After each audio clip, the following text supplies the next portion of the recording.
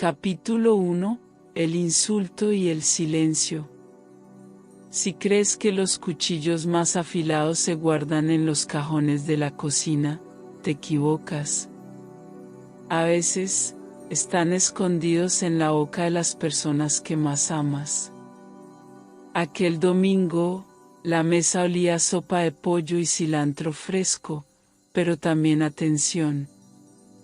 La mesa estaba puesta temprano, un mantel viejo con manchas que ya no salen, platos desparejados, cubiertos que habían visto mejores días. Serví el arroz como siempre lo hacía, midiendo a ojo para que alcanzara para todos, porque una mujer aprende a multiplicar lo poco hasta hacer lo suficiente. Mis manos temblaban un poco, no por la edad, aunque quizá también por eso, sino por la ansiedad que me visita cada vez que sé que habrá palabras que tragar junto con la comida. Los nietos corrían por el pasillo, su risa resonaba. Y pensé, ingenuamente, que ese sonido era un buen presagio. Mi hijo menor llegó tarde, pisadas pesadas, el teléfono pegado a su mano como una segunda piel. No miró a nadie, arrojó las llaves sobre la mesa como una piedra en el agua y se sentó, arrastrando la silla con un chirrido que me atravesó. ¿Está listo?, preguntó, sin saludar, sin mirarme. Asentí, como siempre. Puse el mejor trozo de carne en su plato, porque las madres, incluso en la derrota, siguen eligiendo lo mejor para sus hijos, y me quedé de pie, mirando el vapor elevarse como una pequeña oración. Siéntate, mamá, dijo mi hija, con ese tono que imita la paciencia pero esconde prisa. Me senté. El mantel rozó mis muñecas. Susurré una oración de 2 palabras, dame fuerza. No recuerdo la charla trivial antes de que ocurriera, si es que la hubo. El roce de un cuchillo contra el plato, un tenedor empujando un grano de arroz hacia el borde, alguien mencionando un partido de fútbol, otro quejándose de un pago atrasado. Pequeñas islas de sonido flotando en una sopa de indiferencia. Masticaba despacio, como estrategia para no hablar demasiado, para evitar preguntar en qué momento había dejado de ser bienvenida en mi propia casa. Y entonces llegó la frase, corta, fría, afilada, lanzada como una flecha directa a mi pecho. Vieja inútil. Así, sin más. Sin aviso, sin disfraz, sin vergüenza. Salida de la boca de mi hijo menor, y cayó sobre el mantel con un peso que aplastó todo lo demás. No miré a nadie, pero lo sentí. El silencio entró en la habitación como un animal salvaje y se sentó con nosotros. La cuchara de mi nieta quedó suspendida en el aire, mi nuera bajó la mirada, refugiándose en su teléfono, mi hija apretó los labios, como si cerrarlos pudiera remendar la escena. Y yo seguí masticando. La carne se volvió piedra en mi boca. La garganta me ardía, pero no tosí. Tragué con cuidado, como quien aprende a tragar espinas. Miré mi plato y conté los granos de arroz, 1, 2, 3, para no contar mis cicatrices. ¿Qué dijiste?, preguntó mi hija, no para defenderme, sino para ordenar el ruido. Eso, repitió él, sonriendo con la soberbia de quien se ha acostumbrado demasiado a la impunidad. Vieja inútil. En mi cabeza, el tiempo hizo un sonido metálico, como cuando una puerta se cierra de golpe y el pestillo encaja. Vi muchas versiones de mí superpuestas, la joven con el delantal manchado de harina a las 5 de la mañana, amasando pan para vender, la mujer encorvada bajo el peso de las bolsas del mercado, la que cosía botones entrada la noche para que en la escuela nadie viera la pobreza en la ropa. Me vi lavando rodillas raspadas con agua tibia, contando monedas, inventando tortas de cumpleaños con galletas cuando no había nada más. Me vi bajando fiebres con paños de alcohol, esperando horas en hospitales abarrotados, levantando paredes, lijando marcos, colgando cortinas. ¿Inútil? Qué palabra tan conveniente para los labios de quien nunca ha sentido el frío del amanecer. No respondí. He aprendido que cuando las palabras salen demasiado calientes, queman la lengua de quien las pronuncia, pero también pueden incendiar toda la casa. Y yo no quería fuego. Quería aire. Respiré. Me dolía el pecho, no solo por el insulto, sino por todo lo que arrastraba detrás como un tren de carga, meses de pequeñas traiciones, bromas privadas que me excluían, decisiones susurradas a mis espaldas, miradas que me empujaban al borde del marco, al borde de la mesa, al borde de la vida. Entendí, en un segundo que también fue todos los segundos, que el amor, cuando se deja sin cuidar, se seca como una planta guardada en la oscuridad. Y hacía tiempo que me estaban llevando a las sombras. Pídele disculpas, dijo mi hija, sin convicción. Él rió. Disculparme por decir la verdad, contestó, hundiendo la cuchara en la sopa como si cortara un recuerdo. Mi nuera, con su neutralidad perfecta, dijo. No empecemos. Nadie preguntó cómo me sentía. Nadie. Asentí, como quien acepta una regla que nunca firmó. Corté un pedazo de pan, lo puse en mi plato, lo miré hasta que pareció mirarme de vuelta. Una cortina junto a la ventana se movió con la brisa, y deseé que el aire pudiera entrar y barrer la frase, como polvo. Pero las palabras no se van. Se adhieren a la pintura, a la madera, al aliento de los niños. Terminé primero, por primera vez en mi vida. Coloqué los cubiertos con cuidado, alineándolos como si el orden en la mesa pudiera arreglar el desorden dentro de mí. Con permiso, dije, con voz firme. Me levanté despacio, con las rodillas repitiendo el rumor de los años, y caminé hacia mi habitación como quien cruza un escenario después de una hora fallida. Nadie me detuvo. Nadie dijo, mamá. Nadie.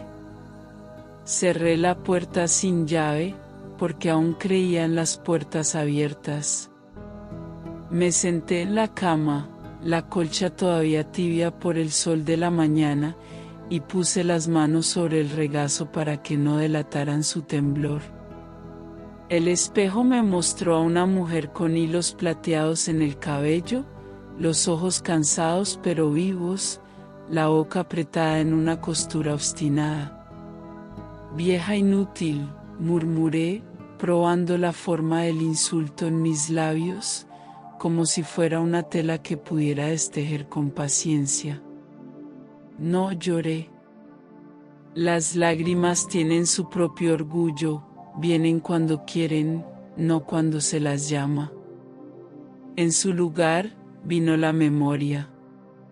La memoria es un animal que siempre encuentra la puerta. Me llevó a los 17 años, a la primera madrugada de pan caliente, al primer alquiler pagado con propinas, al primer par de zapatos nuevos para mi hijo, sí, ese hijo, que abrió la caja como si contuviera regalos del cielo. Gracias, mamá, dijo entonces, y esa palabra fue una flor que guardé entre las páginas de un libro invisible. Otra escena llegó, yo enseñándole a atarse los cordones, su impaciencia, mi risa, haz un lazo, luego el otro, y su pequeño suspiro de triunfo cuando lo logró. Vi sus manos de niño, su frente febril, su primera caída en bicicleta, su primer miedo a la oscuridad, y mis brazos abiertos como una casa para cobijarlo. ¿En qué curva del camino cambian las orillas? Cuando un hijo se sienta a la mesa con un juicio en la boca en lugar de una pregunta. No lo sabía entonces, y no lo sé ahora. Tal vez la ingratitud no empieza de golpe, tal vez es una gota que cae durante años hasta perforar la piedra. Tal vez me hice pequeña para dejar espacio, y ellos se acostumbraron a ese espacio extra. Escuché risas desde el comedor, la vida retomándose como si nada hubiera pasado. La normalidad es una máscara cruel, cubre heridas con un mantel limpio. Una nueva fatiga se asentó sobre mí, no en los huesos, sino en el alma. Abrí el cajón de la mesita de noche y encontré las llaves viejas de la casa, envueltas con el cuidado con que solo se guardan las cosas dolorosas, la puerta principal, la trasera, la del portón. Tantas veces había hecho copias, por si acaso, para facilitarles la vida, para que pudieran entrar y salir sin depender de mí. Y comprendí, con una claridad que había estado entregando mis llaves como si entregara pedazos de mi autoridad.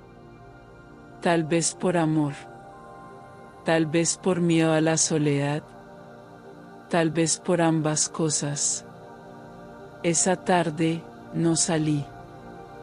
Puse agua para té, no lo bebí. Encendí la radio, no la escuché. Me recosté, no dormí. El insulto permanecía en la habitación como una mosca zumbante.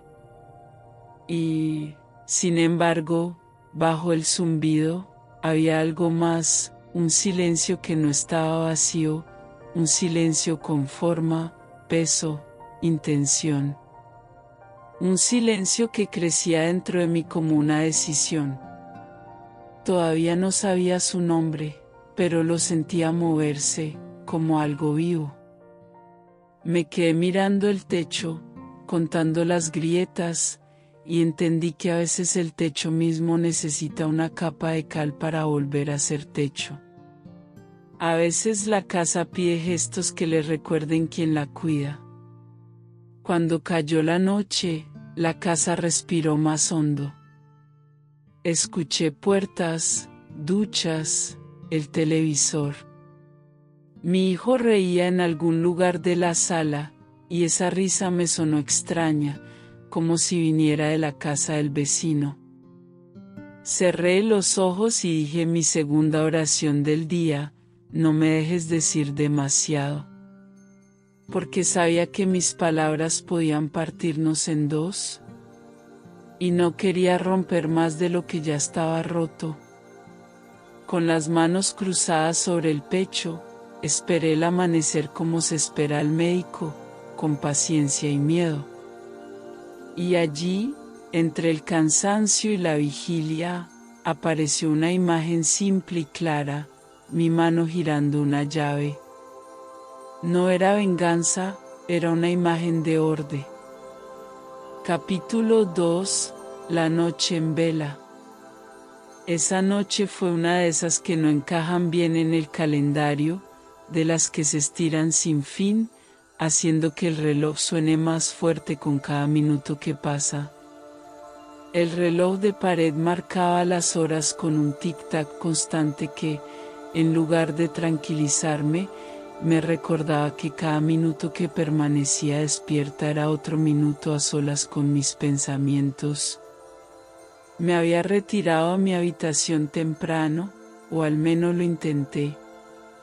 Cerré la puerta suavemente, como si el silencio pudiera protegerme del eco de lo que había ocurrido en la mesa. Pero las paredes no se quedan calladas cuando uno quiere, guardan todo.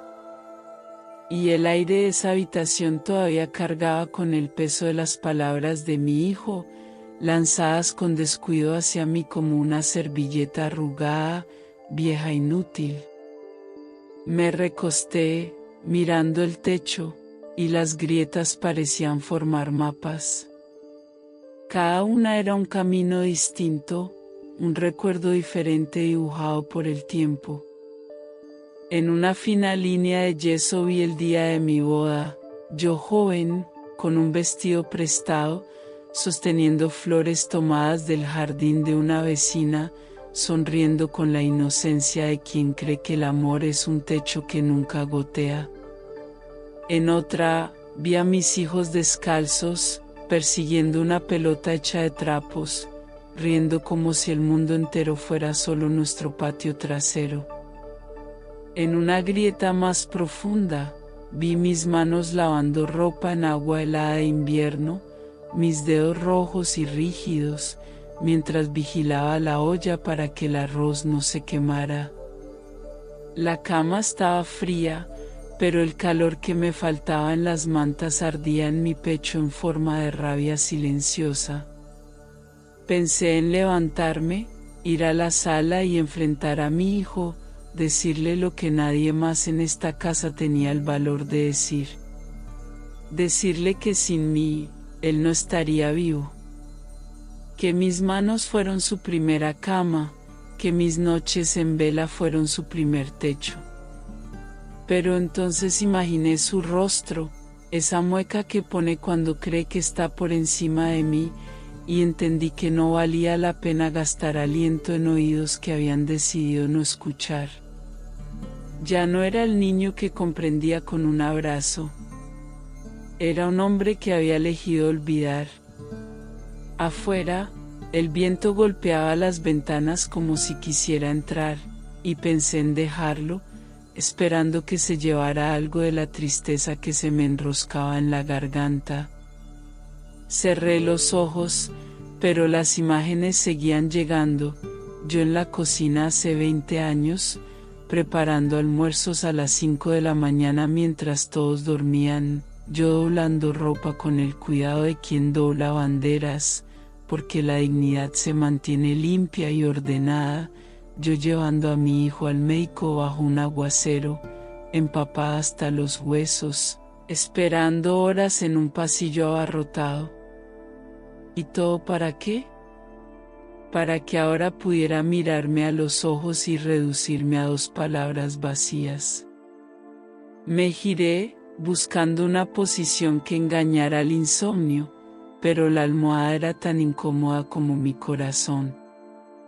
Me incorporé y encendí la lámpara de la mesilla, la que tiene la pantalla torcida desde que mi nieto la tumbó jugando. La luz cálida proyectaba largas sombras en las paredes. Miré mis manos. Las arrugas parecían ríos, cada uno contando una historia: amasar, coser, cargar, curar. No eran manos inútiles, eran mapas de una vida. Pero en esta casa, esas historias parecían haber perdido su valor. Aquí, todo lo que no produce dinero se trata como basura. Y, al parecer, yo había dejado de ser útil.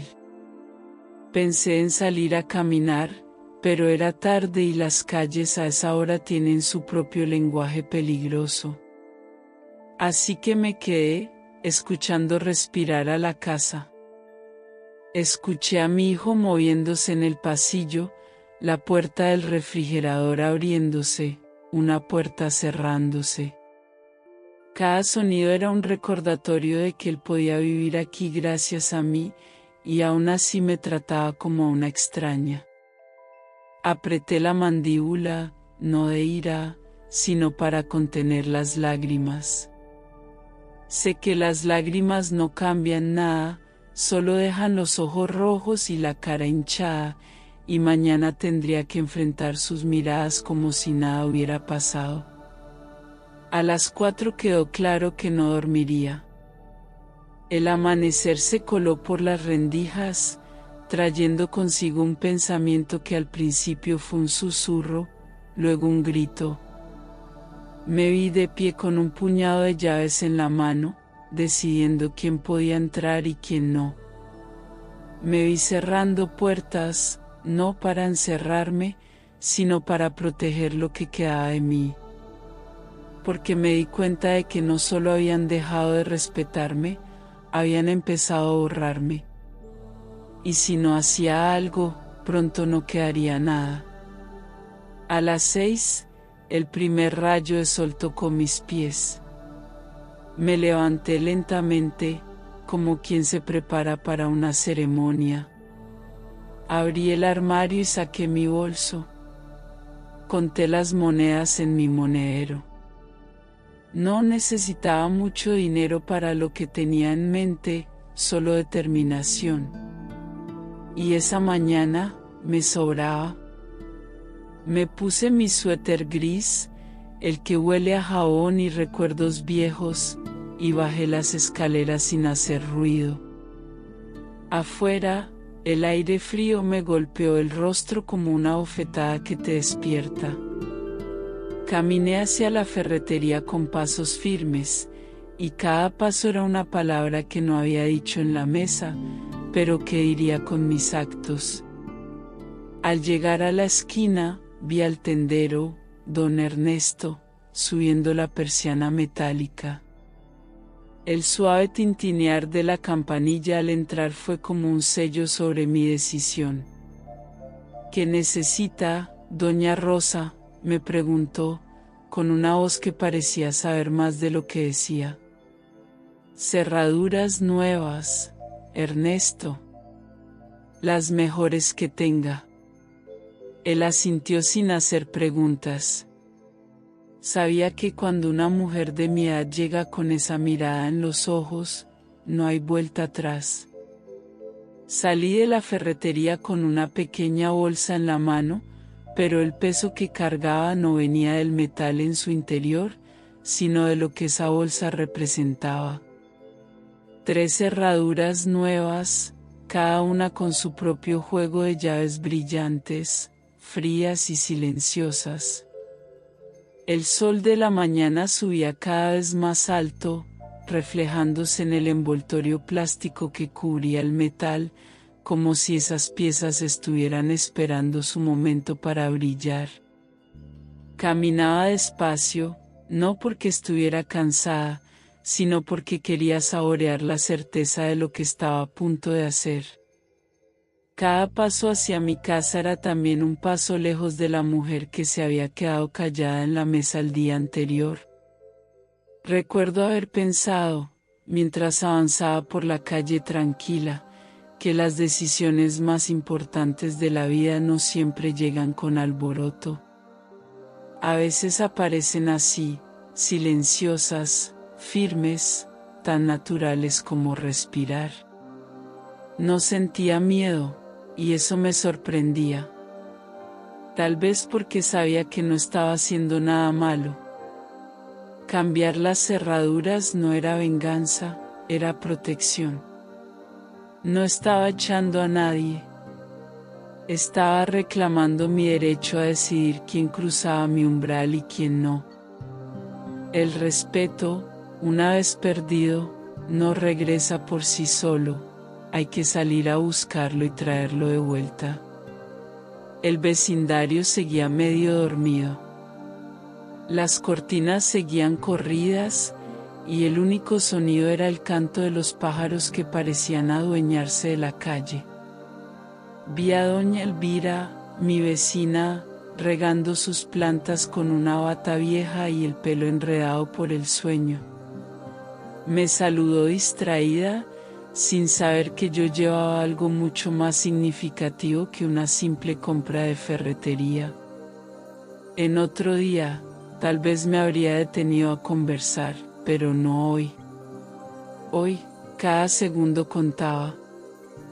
Tenía un propósito ardiendo en el pecho y no quería que se enfriara. Cuando llegué a mi puerta, deslicé la llave siempre en la cerradura, sabiendo que sería la última vez. El silencio dentro de la casa era espeso, casi palpable. Todos seguían dormidos. Me quedé en el marco unos instantes, respirando hondo. El aire de mi hogar tenía un aroma que conocía de memoria, una mezcla de café viejo, madera y el jabón barato con el que friego los pisos. Cerré la puerta detrás de mí y me apoyé en ella. Se sintió como poner un punto final antes de comenzar una frase nueva. Abrí la bolsa, saqué la primera cerradura y la sostuve en la mano. Era ligera en peso, pero dentro de mí se sentía tan pesada como una piedra de río. Me arrodillé frente a la puerta y comencé a trabajar. El destornillador giraba con un sonido seco y metálico que se mezclaba con el ritmo constante de mi corazón. No soy cerrajera, pero mis manos han aprendido a hacer de todo: arreglar grifos que gotean, remendar ropa, reparar sillas tambaleantes. Cambiar una cerradura no era nada comparado con las cosas que la vida ya me había obligado a aprender. Con cada tornillo que quitaba, sentía que también removía un poco del rencor que había tragado, un poco de la humillación que me habían servido sin vergüenza. Era como desmontar, pieza por pieza, el dolor que me habían dado. La madera crujió suavemente, como si la puerta misma entendiera lo que estaba ocurriendo. Quizás ella también necesitaba este cambio. Al colocar la nueva cerradura, mis dedos rozaron el metal frío y sentí una calma inesperada, como si ese contacto me devolviera algo de fuerza. Pensé en todas las veces que había abierto esa puerta para recibirlos, para cuidarlos, para darles un hogar. Y ahora, esa misma puerta se convertiría en la guardiana de mi dignidad. Justo cuando apreté el último tornillo, escuché pasos suaves detrás de mí. Me giré y vi a mi hijo menor, con el rostro aún marcado por las arrugas de la almohada y los ojos medio cerrados por el sueño. ¿Qué estás haciendo, mamá?, preguntó, con una mezcla de confusión y algo que no supe identificar del todo, preocupación o irritación. Lo miré directo a los ojos y respondí con calma, arreglando lo que está roto. No dije más. No era una conversación, era una declaración. Parpadeó, como esperando que continuara, pero no lo hice. Seguí arrodillada, volviendo a mi tarea. Noté que no dio un paso más, como si algo en mi postura le dijera que no era el momento de interferir. Tal vez, por primera vez en mucho tiempo, me veía como alguien capaz de poner límites. Cuando terminé, me incorporé despacio, guardé las herramientas y pasé la mano sobre la nueva cerradura, comprobando su firmeza. No necesitaba más pruebas, estaba lista. Y mientras lo hacía, entendí algo que llevaría conmigo para siempre: no todas las batallas se ganan con palabras. Algunas se ganan cambiando una cerradura y guardando la llave en el bolsillo correcto. Capítulo 3. Cambiando las cerraduras. La primera cerradura estaba en su lugar, sólida, reluciente, con una especie de desafío silencioso. Me detuve por un momento, mirando el nuevo metal como si fuera un emblema recién tallado. No era solo un trozo de ferretería, era una advertencia.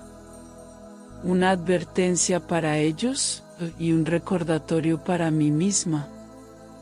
Este ya no era un pasillo por el que cualquiera podía pasar sin respeto. Respiré hondo, agarré la llave en mi mano y me dirigí a la puerta trasera. En cierto modo, esa era incluso más importante que la delantera. Era la puerta por la que habían aprendido a deslizarse sin llamar, sin preguntar, como si yo no tuviera derecho a saber quién entraba y salía de mi propia casa.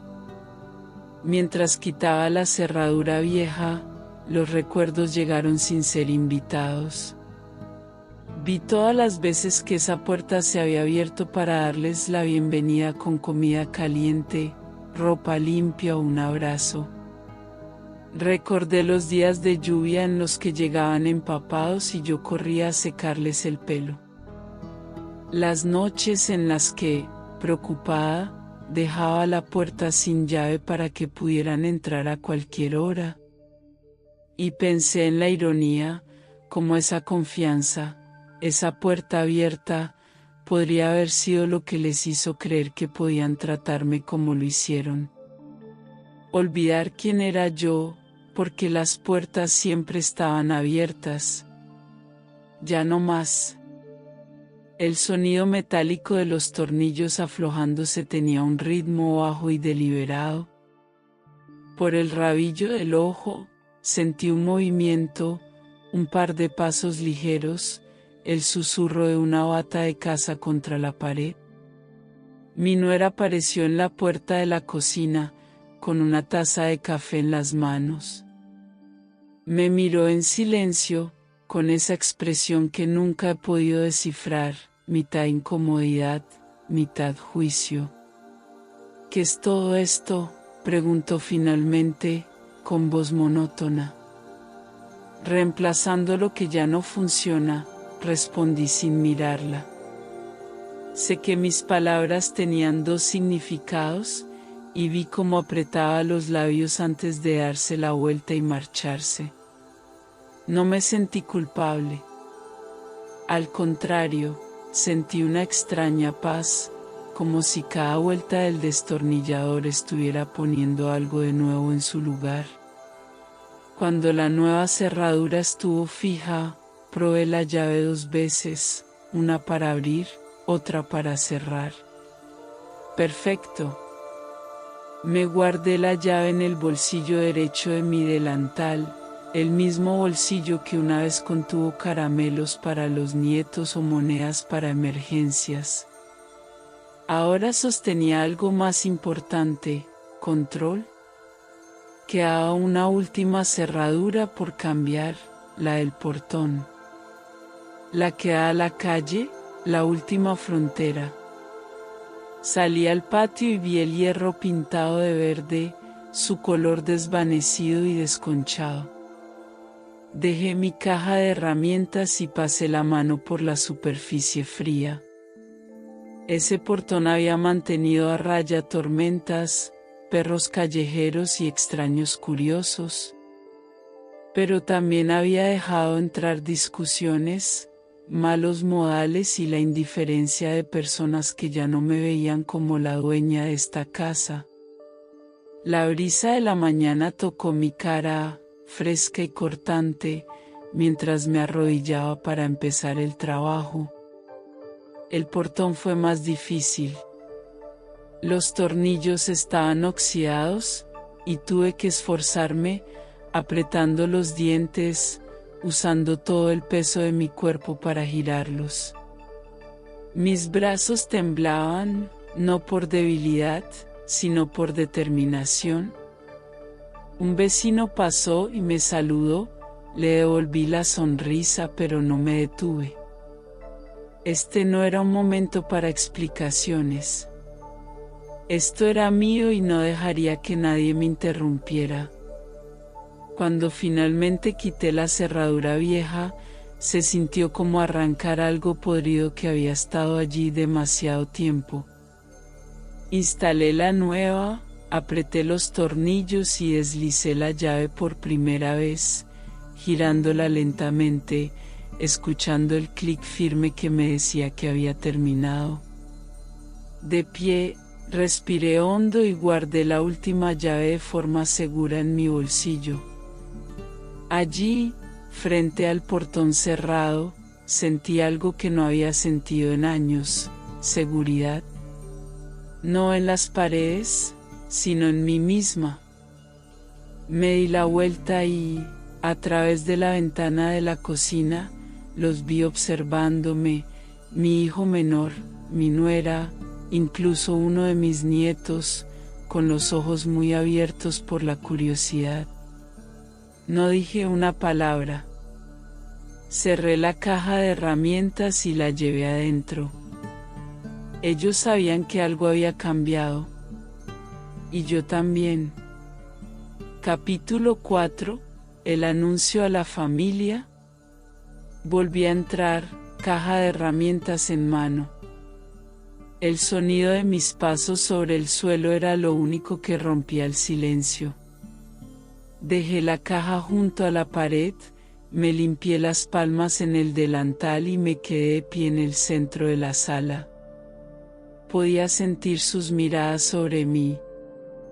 No eran miradas curiosas, sino tensas, como las de quien se prepara para escuchar palabras que quizás no quiera oír.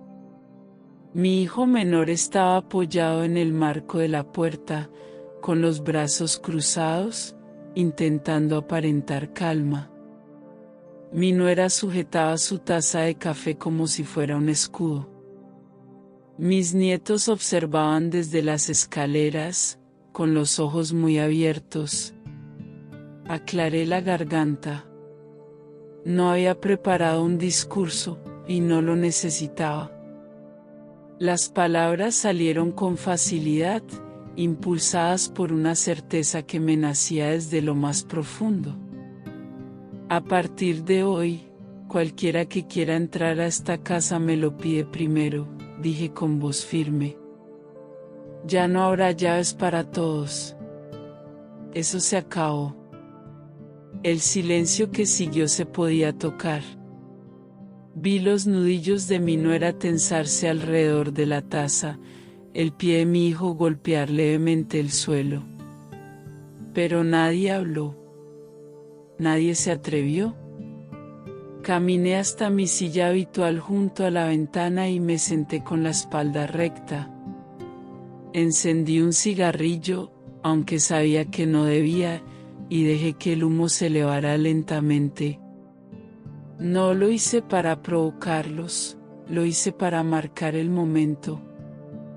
Afuera, la vida seguía como si nada hubiera pasado, pero dentro, todo había cambiado. Podía sentirlo en sus miradas, en el aire cargado de palabras no dichas, incluso en la forma en que los niños parecían intuir que algo importante acababa de suceder. Mi hijo fue el primero en romper el silencio. ¿Era realmente necesario, mamá?, preguntó, con un tono sereno pero cargado de una sombra de irritación. Giré la cabeza lentamente para mirarlo a los ojos. ¿Necesario?, repetí. Necesario fue que tú me llamaras vieja inútil en mi propia casa, delante de mis nietos. Necesario es que recuerdes quién cuidó de ti cuando no tenías nada. Él apartó la mirada por un instante y, en sus ojos, alcancé a ver al niño que alguna vez fue, el que venía a mí cuando tenía miedo. Pero ese niño ya no vivía aquí. Nadie más habló. Mi nuera dio un sorbo a su café y se retiró a la cocina, tal vez para evitar una confrontación. Los niños bajaron las escaleras lentamente, como temiendo hacer ruido. No añadí ni una palabra más. La conversación estaba cerrada, como las cerraduras que acababa de instalar. El mensaje era claro, el respeto aquí no era negociable. Y aunque quisieran fingir que todo podía seguir como antes, yo sabía que la relación había cambiado para siempre. Me quedé en mi silla, mirando la calle a través de la ventana. Vi pasar a un hombre con un carrito de pan, a una mujer caminando de la mano con un niño, a un perro callejero olfateando la acera. Afuera, el mundo siempre sigue su curso, sin importar lo que pase en las cocinas y salas de nuestras casas. Pero yo había detenido algo ese día. Había detenido el avance de una falta de respeto que, de no ponerle freno, me habría echado de mi propio hogar. Mis manos descansaban en mi regazo, firmes y tranquilas. No era una victoria ruidosa, era de esas que se sienten por dentro, como el latido sereno de un corazón después de la tormenta. Sabía que vendrían comentarios, quizás quejas, tal vez incluso discusiones. Pero también sabía que, después de mucho tiempo, había hecho algo que jamás desharía. Y esa certeza me daba una paz que ningún insulto podría romper. Capítulo 5. Recuerdos de la casa. Me quedé sentada, sintiendo como la luz tibia del sol se deslizaba por mis rodillas a través de la ventana. Afuera, los sonidos del barrio se mezclaban en una sinfonía tranquila, el zumbido lejano de una moto, el pregón cantado de un vendedor de frutas, el ladrido perezoso de un perro. Pero mis ojos no miraban lo que estaba allí ahora. Veían el pasado. Veía este mismo terreno, pero vacío, cubierto de hierba alta y tierra seca. Veía mis manos, y las de mi difunto esposo, levantando los primeros ladrillos, con la espalda doblada bajo un sol que parecía pesar el doble. No teníamos mucho, pero cada ladrillo que colocábamos era una promesa de que algún día tendríamos un lugar propio. Recordaba las noches sin electricidad, iluminadas solo por una lámpara de queroseno, riéndonos del cansancio mientras el viento se colaba por las rendijas de las paredes sin terminar. Recordaba el día que compramos nuestra primera puerta de entrada a un vecino, por un precio bajo. No era nueva, pero la lijé y la pulí hasta que brilló como si lo fuera. Esa puerta fue la primera frontera de nuestro hogar, la primera que cerramos con una llave que guardábamos como un tesoro. En aquel entonces, cada vez que la cerramos no era para dejar a alguien afuera, sino para proteger lo poco que teníamos. Vi la cocina cuando no era más que una estufa improvisada en el patio. Vi el día en que pusimos el techo, con amigos ayudando, mientras yo subía agua y refrescos para que siguieran trabajando. Me vi a mí misma fregando el piso recién colocado, el olor del cemento húmedo mezclándose con el aroma del jabón. Cada rincón de esta casa tiene algo mío, una puntada, una mano de pintura, un clavo clavado en su sitio. Cada grieta me conoce. Cada mancha en las paredes guarda un momento que viví. Por eso, cuando alguien intenta hacerme sentir que no pertenezco aquí, no es solo un insulto, es un ataque a mi propia historia. No siempre fue fácil. Hubo años duros, años de hambre y deudas, en los que pensé que podíamos perder la casa. Trabajé limpiando las casas de otros, planchando montañas de ropa, cuidando hijos ajenos solo para poder comprar el cemento que necesitábamos. Hubo días en los que llegaba a casa con las manos oliendo a cloro y los pies hinchados de tanto caminar, pero bastaba con sentarme en esta misma silla y mirar las paredes para saber que había valido la pena. Porque este lugar no es solo un techo, es testigo de mi vida, de mis luchas y de mis pequeñas victorias. También recordaba las celebraciones, las navidades con la mesa llena, aunque los platos fueran sencillos, los cumpleaños en el patio, las risas que se escuchaban desde la calle. Esta casa estaba viva, abierta, siempre había un plato de comida para quien llegara.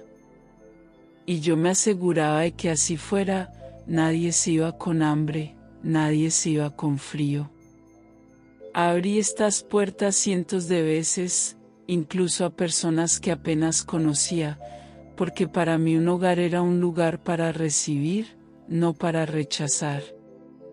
Pero con el tiempo aprendí algo: mantener siempre la puerta abierta tiene un costo, y algunas personas, en lugar de ser agradecidas, se aprovechan. Cuando miro las paredes ahora, veo que han cambiado. No porque el cemento se haya enfriado, sino porque la gente que vive dentro ha olvidado lo que significó construirlo. Piensan que las cosas siempre fueron así, listas para ellos, y no ven las manos que lo hicieron posible. Tal vez por eso cambiar las cerraduras no fue solo por seguridad, fue para mostrarles que esta casa tiene raíces. Y no voy a dejar que nadie las corte. Mis dedos recorrieron el brazo de mi silla, sintiendo las marcas que el tiempo había dejado en la madera. Tenía un nudo en la garganta, pero no lloré. No quería que mis lágrimas se confundieran con debilidad. Quería que este recuerdo me diera fuerza para lo que viniera después. Porque sé que esta casa, construida ladrillo a ladrillo, merece respeto. Y yo, que la hice posible, lo merezco también. Capítulo 6. Confrontación con el hijo. La luz de la tarde se había vuelto dorada, proyectando largas sombras por la sala, suavizando los bordes de los muebles pero no los de lo que permanecía sin decir. Yo seguía en mi silla, mirando por la ventana, cuando oí los pasos lentos y vacilantes de mi hijo menor. No eran los pasos seguros de alguien con un propósito claro, eran los pasos cuidadosos y arrastrados de alguien que no estaba seguro de querer llegar a su destino. Se detuvo en el umbral, con las manos en los bolsillos. «Mamá, ¿podemos hablar?», preguntó, y en su voz oí algo que no había escuchado en mucho tiempo, un rastro de incomodidad. No lo invité a sentarse. No por crueldad, sino porque quería que él decidiera si estaba dispuesto a pararse frente a mí. «Adelante», dije, sin apartar la vista de la calle. Respiró hondo, como si se preparara para algo difícil. «No entiendo por qué hiciste esto, cambiar las cerraduras, dejar a todos sin llaves, se siente extremo, mamá». Giré la cabeza lentamente, fijando mi mirada en él. «¿Extremo?», repetí. «Extremo fue que me llamaras vieja inútil en mi propia mesa, delante de mis nietos. Extremo es olvidar quién cuidó de ti cuando no tenías nada». Su rostro cambió gradualmente, primero un parpadeo, luego un apretar de la mandíbula, y finalmente esa mirada que mezcla el orgullo herido con un atisbo de vergüenza. «Yo no lo quise decir así», murmuró, bajando la voz. «Las palabras no se escapan, hijo», respondí. «Salen porque las piensas, o porque las llevas cargando mucho tiempo. Y tú las tenías listas». El silencio entre nosotros se hizo pesado, tan espeso que incluso el tic-tac del reloj parecía intrusivo. Se movió sobre sus pies, como si quisiera acercarse, pero dudó. Solo estaba molesto, mamá, ya sabes cómo soy, hablo sin pensar, dijo, intentando excusarse. Negué con la cabeza. Ese es el problema, llevas años hablando sin pensar y crees que no hay consecuencias. En esta casa, las palabras tienen peso. Y lo que dijiste, cambió algo que no sé si podremos recuperar. Lo vi tragar saliva con fuerza, y por un momento pensé que se disculparía. Pero en cambio, suspiró y dijo, siento como si me estuvieras echando. Lo miré a los ojos, mi voz firme. No te estoy echando. Te estoy enseñando que algunas puertas se cierran para que la gente aprenda a tocar antes de entrar. Te estoy diciendo que aquí, aunque me llames vieja, sigo siendo la dueña, y merezco respeto. No respondió. Se pasó una mano por el pelo, exhaló bruscamente y salió de la habitación, dejando atrás un silencio que no era igual al de antes. No era el silencio de la humillación, era el silencio de una verdad que había sido dicha y no podía deshacerse. Observé el umbral donde él había estado, sintiendo una extraña mezcla de alivio y tristeza. No hubo gritos, no hubo lágrimas, pero la conversación había dejado marcas. Quizás las cosas no cambiarían de la noche a la mañana. Quizás no cambiarían en absoluto. Pero yo había dicho lo que necesitaba ser dicho, y para mí, eso ya era un cambio. Capítulo 7. Los días siguientes. Los días que siguieron fueron diferentes, aunque nadie lo admitiera en voz alta. El aire de la casa se sentía más pesado, como si cada palabra tuviera que ser sopesada antes de ser pronunciada. Mis hijos hablaban menos cuando yo estaba en la habitación, mis nietos seguían jugando en el pasillo, pero con una nueva clase de cautela, como si tuvieran miedo de hacer demasiado ruido. Incluso mi nuera, que solía pasar por la sala sin siquiera mirar, ahora se detenía para ofrecer un breve saludo, tal vez por cortesía, tal vez por precaución. No hubo discusiones abiertas, pero la calma era tensa, hecha de fronteras recién trazadas. Cada vez que alguien necesitaba entrar o salir, venía a mí. Llamaban a mi puerta o me llamaban desde la sala. Al principio, lo hacían con torpeza, como si pedir la llave fuera un recordatorio constante del cambio que había ocurrido. Pero yo no lo veía como un acto de control, lo veía como el regreso de algo que había perdido.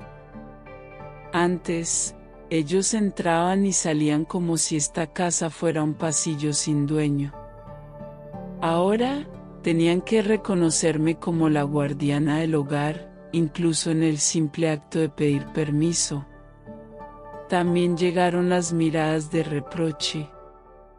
A veces, cuando abría la puerta, captaba a mi hijo menor mirándome con una mezcla de desafío y resignación. Él no decía nada, pero yo podía leer en sus ojos que el orgullo aún pesaba más que la humildad. Y sin embargo, noté pequeños cambios. Comenzó a recoger su plato después de las comidas, a ayudar con pequeñas tareas que solía ignorar. No era una disculpa, pero era un comienzo. Las personas no siempre cambian con palabras, a veces, cambian cuando las acciones les recuerdan que las reglas han cambiado. Por la noche, el silencio era más profundo. No oía discusiones, risas fuertes o portazos. Era como si todos estuvieran midiendo cada movimiento. Algunos podrían llamarlo incomodidad, yo lo llamaba respeto. Porque en ese silencio, nadie me interrumpía, nadie me ignoraba, nadie me trataba como si no existiera. En ese silencio, podía beber mi té y mirar por la ventana sin sentirme una intrusa en mi propia casa. En esos días, volví a pequeños placeres que había dejado de lado. Retomé la costura, ordené fotografías antiguas, escribí cartas que nunca enviaría. No porque quisiera aislarme, sino porque redescubrí algo que había olvidado, que podía llenar mi tiempo y mi espacio sin estar siempre disponible para todos. Era como si las nuevas cerraduras no solo hubieran asegurado la casa, sino también mi paz. Aún así, sabía que esta calma podía romperse en cualquier momento. El orgullo herido es como una brasa, parece fría, pero un solo aliento puede devolverle la vida. Y en el fondo, sospechaba que mi hijo menor no había aceptado la lección por completo. No sabía cuándo ni cómo, pero podía sentir que algo entre nosotros seguía sin terminar. Y yo estaba lista para cuando llegara ese momento. Itkame. Capítulo 8. Reflexiones sobre el respeto y la vejez. Con los días más tranquilos, tuve más tiempo para pensar en lo que realmente significa envejecer. No solo la cantidad de velas en un pastel, sino la forma en que el mundo lentamente comienza a mirarte de manera diferente. Un día estás en el centro de la familia, la persona a la que todos acuden en busca de consejo, ayuda o simplemente consuelo. Y al siguiente, eres tratado como un mueble, presente pero ya no esencial. No sucede de la noche a la mañana. Es una erosión lenta, como las olas desgastando una roca, hasta que un día te das cuenta de que tu autoridad, tu rol, ha sido silenciosamente relegado a un segundo plano. Siempre creí que el respeto se ganaba con acciones, y pasé toda mi vida demostrando que era digna, cuidando, proveyendo, trabajando, sacrificando. Pero aprendí algo doloroso. Para algunas personas, esas acciones se desvanecen rápidamente en su memoria. El presente pesa más que la historia que lo construyó.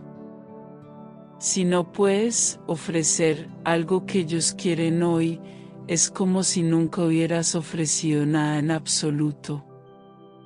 Esa es la mayor injusticia de la vejez, ser medido solo por lo que aún puedes hacer, no por todo lo que ya has hecho. Y no voy a mentir, aceptar esa verdad duele. Duele más que cualquier dolor físico. Rodillas cansadas, manos artríticas, con eso se puede vivir. Lo que es más difícil de soportar es ver la falta de reconocimiento en los ojos de tu hijo. No estoy hablando de grandes muestras de gratitud, solo el simple e inquebrantable respeto que toda persona merece, y especialmente aquellos que dieron vida, que se quedaron despiertos por la noche cuidando fiebres, que construyeron un hogar de la nada. Un hijo puede estar en desacuerdo contigo, puede enojarse, puede discutir, pero olvidar que alguna vez fuiste su refugio, eso nunca debería pasar. Me di cuenta de que si esperaba que ellos restauraran ese respeto por sí mismos, estaría esperando el resto de mi vida. Y no estoy hecha para esperar cosas que no llegan. Así que hice lo único que pude, establecí límites. no para alejarlos, sino para dejar claro que mi valía no es negociable. Cambiar las cerraduras fue solo el acto visible, el cambio real fue dentro de mí, en ese momento en que dejé de rogar por afecto y comencé a exigir dignidad. También pensé en cómo se nos enseña, desde pequeños, a dar, dar y dar, como si el amor solo contara cuando es incondicional y sin límites. Y sí, el amor de una madre es así, pero el respeto no. El respeto necesita órdenes. Necesita un marco que lo mantenga en su lugar. Si lo dejas desdibujarse, desaparece. Y en mi caso, me di cuenta demasiado tarde de que había estado permitiendo que me trataran como si yo fuera opcional. Ya no más. Porque la edad no es lo mismo que la inutilidad, es lo mismo que la experiencia. Y cuando la experiencia no se valora, todos pierden. Esa reflexión me dio más paz que cualquier disculpa. Porque entendí que no necesitaba convencerlos. No necesitaba que estuvieran de acuerdo con mi decisión para que fuera la correcta. Todo lo que necesitaba era que la respetaran. Y lentamente, lo estaban haciendo. Puede que no lo digan con palabras, pero lo veo, en cómo ahora piensan 2 veces antes de hablarme. Y para mí, eso ya es una victoria. Capítulo 9, conclusión y afirmación final. Hoy, mientras me siento en mi silla junto a la ventana, miro las llaves que descansan en el bolsillo de mi delantal y entiendo que no son solo pedazos de metal. Son el símbolo de algo que recuperé, mi voz, mi lugar, mi dignidad. Esto no fue un acto impulsivo ni un arrebato de ira. Fue una elección deliberada, nacida de una herida, sí, pero también de un autorrespeto que había estado dormido durante demasiado tiempo. Y aunque algunos puedan verlo como algo duro, yo sé que fue justo. A veces pienso que si lo que sucedió en esa mesa nunca hubiera ocurrido, yo seguiría viviendo en la misma rutina silenciosa, aceptando las miradas que me borraban, las palabras que me reducían, los silencios que me empujaban a los márgenes de mi propia vida. El insulto de mi hijo dolió profundamente, pero también fue la chispa que encendió una verdad: si no pongo un límite, me pierdo a mí misma. Y perderme a mí misma sería mucho peor que perder la comodidad de aquellos que no me valoran. Sé que desde ese día, nada ha sido exactamente igual. Las conversaciones son más cortas, los gestos más medidos. Pero ahora hay algo nuevo, me escuchan. Puede que no siempre estén de acuerdo, pero saben que mi voz importa. Y para una mujer de mi edad, eso vale más que cualquier disculpa a medias. Porque no busco que digan lo siento por costumbre, busco que nunca más tengan que decirlo. También he aprendido que establecer límites no significa dejar de amar. Todavía me preocupo por mis hijos, todavía cuido a mis nietos, todavía sigo siendo el corazón de este hogar. Pero ahora sé que puedo amar sin permitir que me pisoteen. Puedo abrir mi puerta por elección, no por obligación. Puedo decir sí o no, sin temer que el afecto se desvanezca. Porque el afecto que depende de tu silencio no es afecto, es conveniencia. Cuando camino por mi casa y toco las nuevas cerraduras, me siento orgullosa. No solo porque las instalé con mis propias manos, sino porque me recuerdan que tuve el coraje de defenderme sin gritar, de protegerme sin herir a nadie. Y me gusta pensar que tal vez, algún día, mis hijos entenderán que este acto no fue en contra de ellos, fue por mí. que lo hice para recordarme a mí misma, y para recordárselo a ellos, que merezco respeto todos los días, no solo en ocasiones especiales. Así que si me preguntas hoy quién soy, te diré con la cabeza en alto: soy la mujer que construyó esta casa, que la mantuvo en pie a pesar de todo, y que, un día, cuando la llamaron vieja inútil, decidió cerrar la puerta, para poder abrirla de nuevo bajo sus propios términos. Y si eso me hace parecer dura, que así sea. Prefiero que me vean como firme a que me traten como invisible. Porque en esta casa, mientras yo viva, las llaves se quedarán en las manos correctas. Y esas manos, son las mías.